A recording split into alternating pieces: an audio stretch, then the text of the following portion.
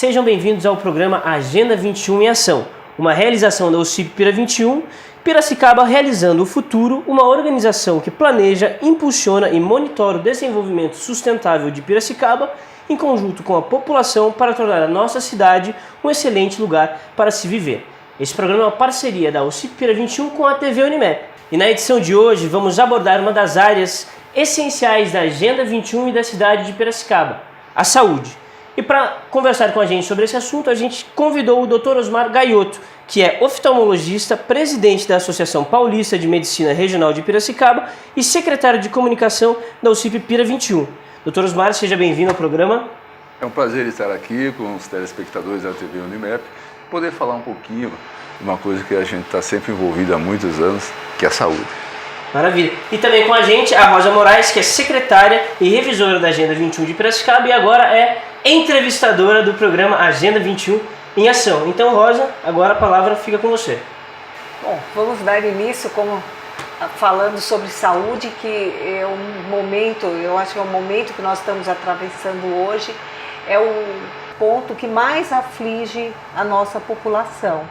E quando nós fizemos o levantamento da Agenda 21 e verificamos as ações realizadas, constatamos que somente 32% do que foi proposto do plano estratégico da Agenda 21 de Piracicaba para a saúde, somente 32% foi realizado.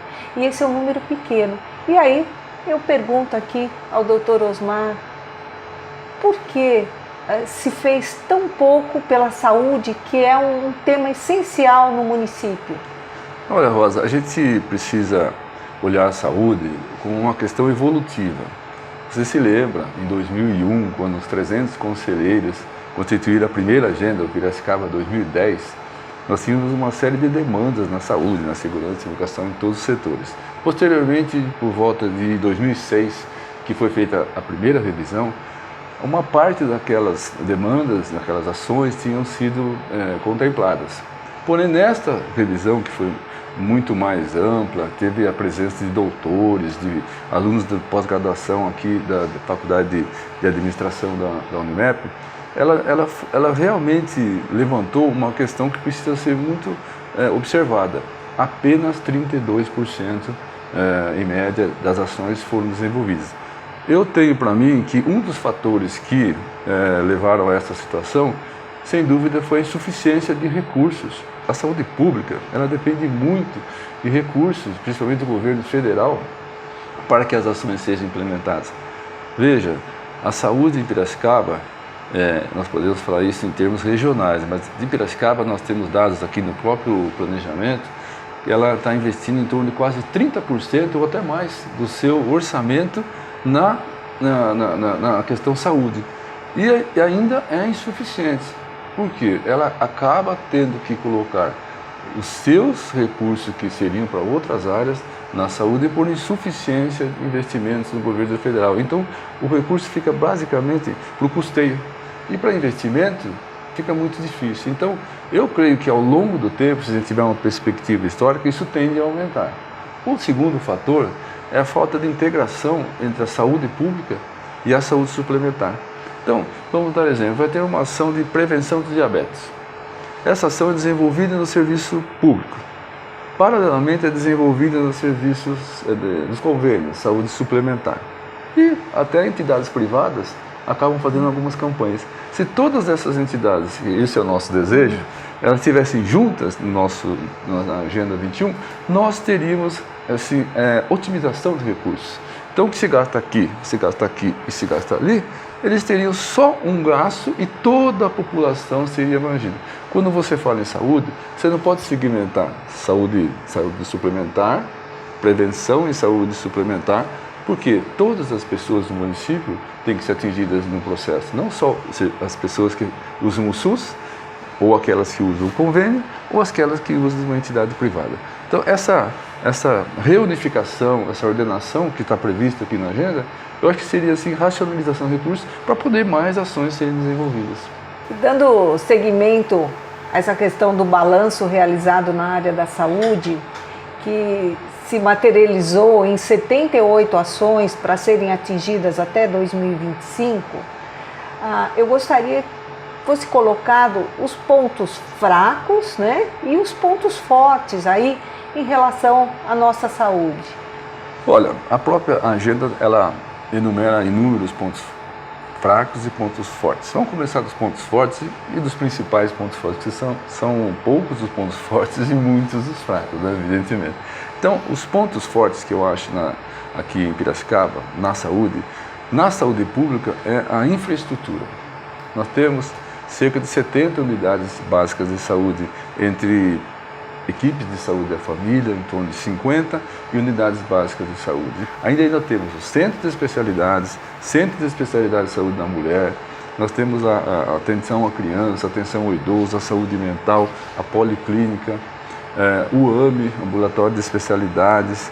Então, Piracicaba é 4 ou 5 pronto-atendimentos regionais. Então, a estrutura de saúde pública em Piracicaba é invejável. Ainda vamos ter o hospital regional, se Deus quiser, começar a funcionar logo, né? Então, toda essa infraestrutura é invejável. O que acontece é que um ponto fraco, vamos ligar um ponto forte com um ponto fraco. A população, de maneira geral, isso não é só aqui, em todo o Brasil, ela dá um foco para a urgência e emergência.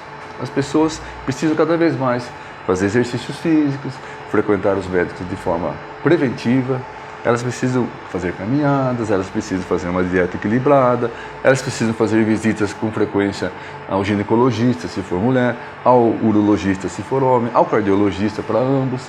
E a gente, né, vamos dizer assim, todos nós teríamos que mudar essa forma de enxergar a saúde. A saúde é muito mais prevenção, porque você evita complicações.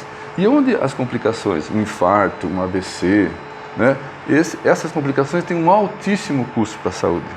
Agora, a prevenção, lógico que não vai eliminar todos os riscos e os custos financeiros elevados para a saúde, mas ela vai propiciar vida longa para as pessoas, cuidados com a saúde, e não ir no pronto-socorro quando tem algum problema urgente. E essa inversão desse modelo que a gente ouve falar há 30, 40 anos, ela é muito lenta, e ao longo do tempo isso ocorre. Então, um ponto fraco que nós, aqui na agenda, precisamos que as entidades relacionadas com a saúde, seja serviço público, serviço privado ou suplementar, elas foquem bem mais a prevenção. Esse é um ponto fraco. O modelo continua ainda no pronto atendimento. Outro ponto forte de Piracicaba é que ele tem serviços terciários, secundários e terciários, hospitais com uma infraestrutura muito boa. Então nós não precisamos muito mais ir para São Paulo, para Campinas, para fazer algum tipo de tratamento mais de alta complexidade. No entanto, esses serviços eles ficam também muito, vamos dizer assim, congestionados, além das unidades de saúde, porque nosso atendimento é regional. Então não dá para falar em saúde só do município. Em Agenda 21, claro, a gente vai ter que fazer uma mudança nisso, mas ela teria que a integração das cidades da região, porque nós recebemos muitos pacientes da região. Isso é um ponto fraco porque também congestiona nossos serviços. Veja, o hospital aqui, ele vai ser regional, então ele já começa, né, com uma característica regional. Então, à medida que cria-se a perspectiva de que vai resolver esse problema para Piracicaba, cria-se uma outra angústia. Mas será que da região não vai vir aqui também? Claro que tem que vir. O SUS é nacional, mas é preciso prever isso, que os outros municípios se integrem e façam essa previsão para o futuro.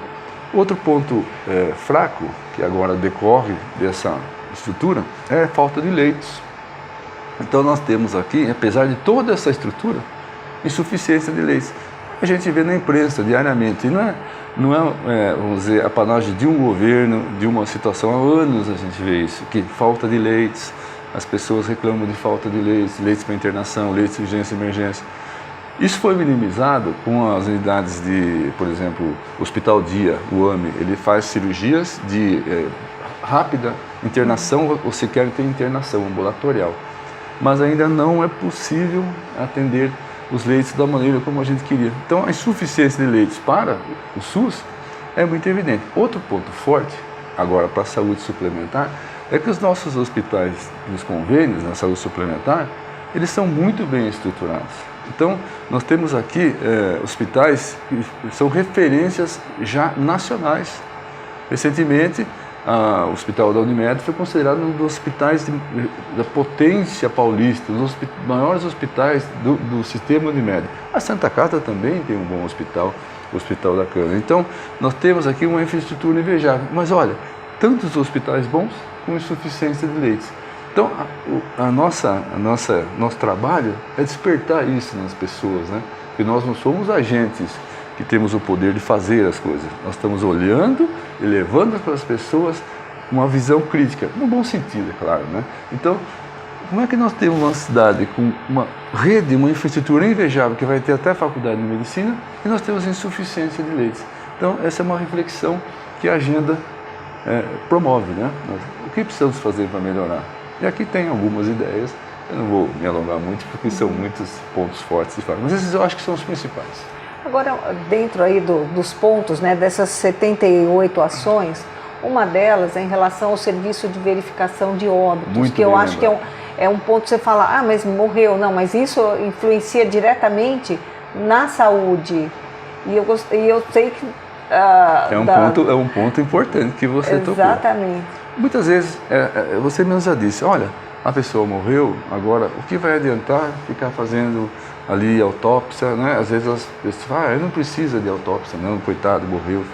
Mas a verdade é o seguinte, conhecendo-se a morte e o que causou a morte, e os fenômenos a ela relacionados ao longo da história da pessoa, nós vamos saber tratar das pessoas para evitar que se chegue ou pelo menos demore para chegar. Então, por exemplo, uma morte violenta, acidente de trânsito, é feita a autópsia. Aí, naquele momento, nós vamos saber que aquela pessoa, se estivesse usando capacete, talvez ela não tivesse uma fratura. Quem é motociclista sabe disso. Você está sem capacete, sofre um acidente, o risco de ter uma fratura de crânio é muito grande. Então, a importância de fazer uma necrópsia.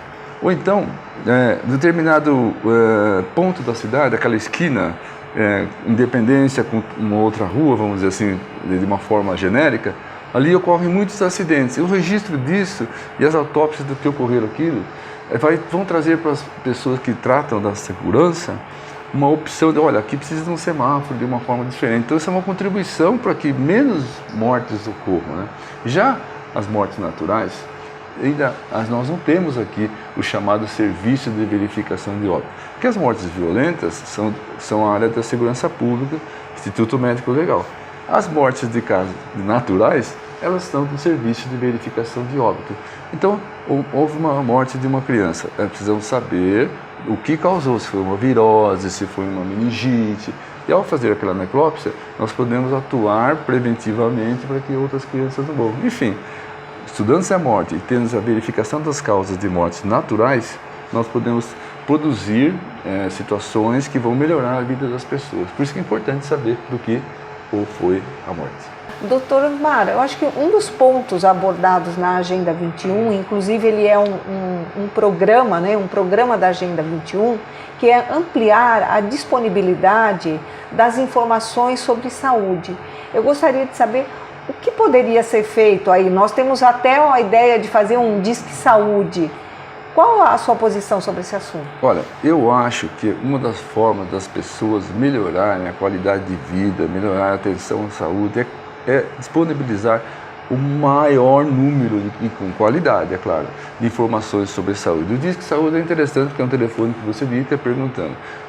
Existem algumas entidades que já dispõem, o Ministério da Saúde tem lá o Disque Saúde, mas se nós tivermos uma coisa regional ou local, isso custa muito, mas é muito importante. As pessoas podem perguntar sobre a dieta, podem perguntar sobre exercícios, o que é bom, o que não é, o que eu posso fazer, o que eu não posso. A outra coisa é fazer o que nós estamos fazendo.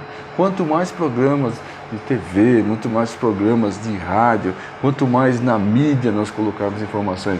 Antigamente não existia, digamos assim, um buscador para você se informar. Hoje uma pessoa que quer se informar, ela entra lá na internet e imediatamente tem um inúmeras informações.